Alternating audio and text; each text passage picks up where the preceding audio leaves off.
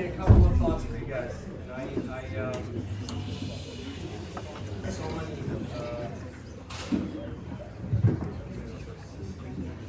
Now I'm gonna wait to tell them to you until after.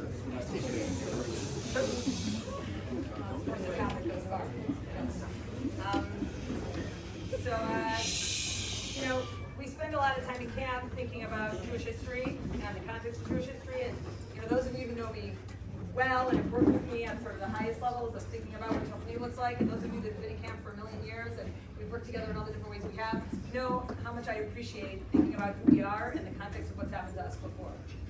So I was struck by a moment in Shul today when we had just finished Kriyat Torah, and we spent a couple moments acknowledging a lot of different important people and things that are part of our world. So we start with Yikum Kurkan, and then we talk about those who are Oskim B'Tzarchei Tzibur. No one can see you, it's dark.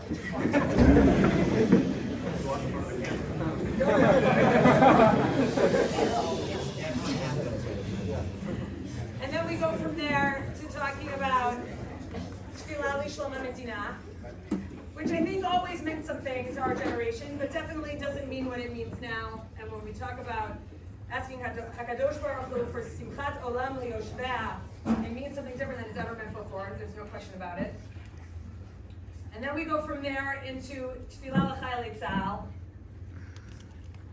which is hard to say without being emotional. And we think about all of those who are with us now, serving Am Yisrael, literally here in this room, and those of us who are out there in all the places that they are, in all of our globe, serving Am Yisrael. And then we share tefillah for those who are chatufim and ne'edarim.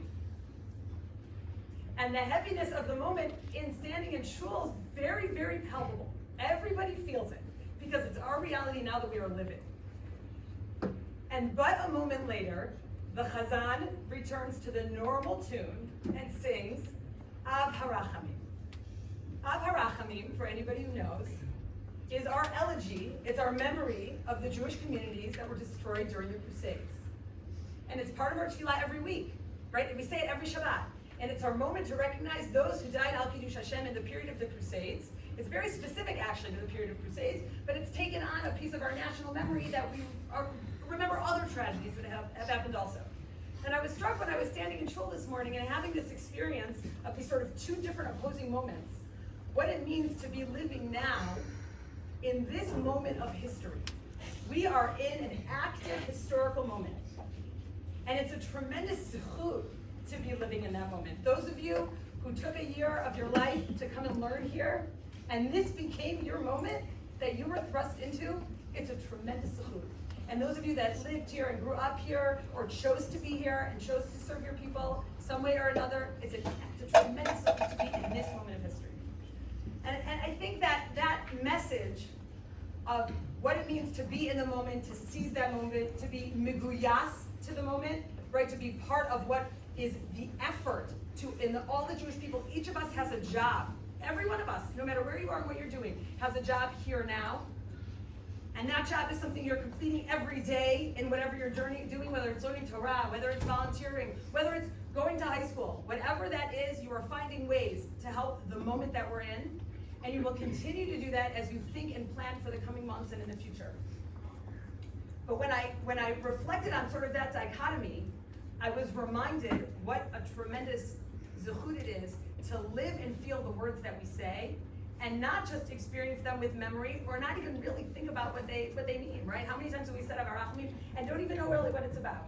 But to live and breathe the words of tefillah, the words of the Nevi'im, the words of the Torah and the Tanakh, and see them come to life, and us being the actors in that story is transformative for each of us. It will change us for our whole lives. We will remember where we were now forever and ever. And I just want to impart that gift that it is to be able to respond and to empower you to think about your responses both now and in the weeks and in the months and in the years to come for being able to be here now. I want to share two thoughts. One, Esty spoke beautifully about being in this historic moment.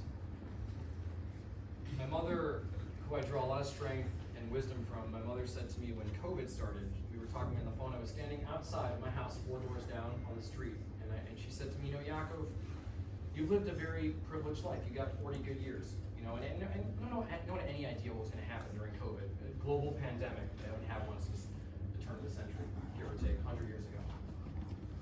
She said, but you've had really, if you think about back on your life until now, you've had 40 solid years where there was really, thank God, a very normal, balanced world moving forward.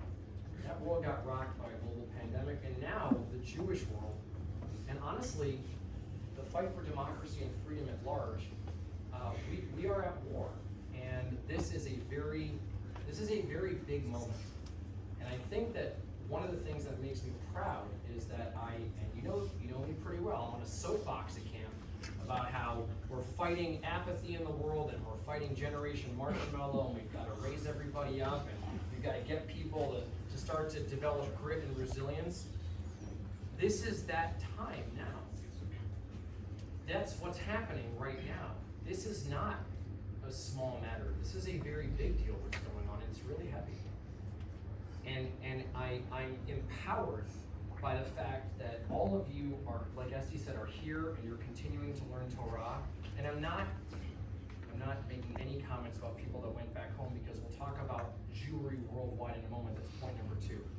But for everybody out there, this is a moment when you can really develop inner strength and resilience and grit and dig deep down and know that we're going to make it through. And I will tell you that this is a war of basically good versus evil. We've talked about this a lot of times. And we are on the good side, because we're on the side of moral clarity and not of cognitive dissonance. And we're on the side where we understand that there needs to be a future for the Jewish people in Eretz Yisrael. And it will happen, and we will not fail. But it is very, very challenging, because there are a lot of casualties and there's a lot of losses and there's a lot of pain.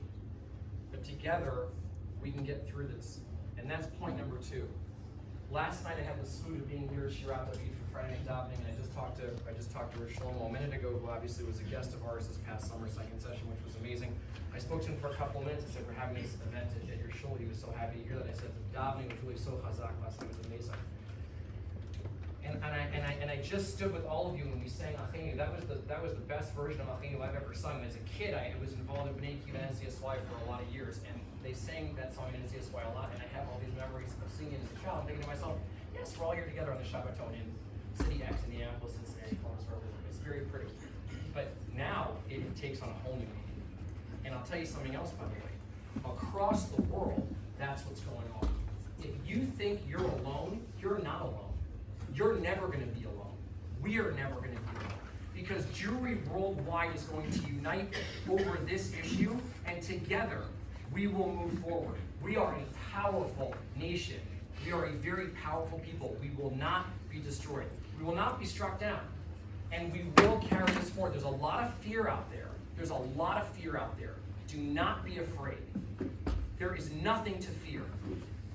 We have the most amazing army in the world, and we have the best people in the world. We have the Jewish people worldwide, and everybody out there thinks that the anti-Semitism is working. It only strengthens our resolve. That's what's happening right now. All these people all over the world that try to come at us, it only makes our nation stronger. And we will grow stronger and stronger through this conflict until the conflict is over. And I believe that we will emerge as a totally reshaped and reformed nation. And it will be an amazing thing to watch all of us, God willing, and Yirtzeh Hashem, very soon, in the next stage of our development. Please join me.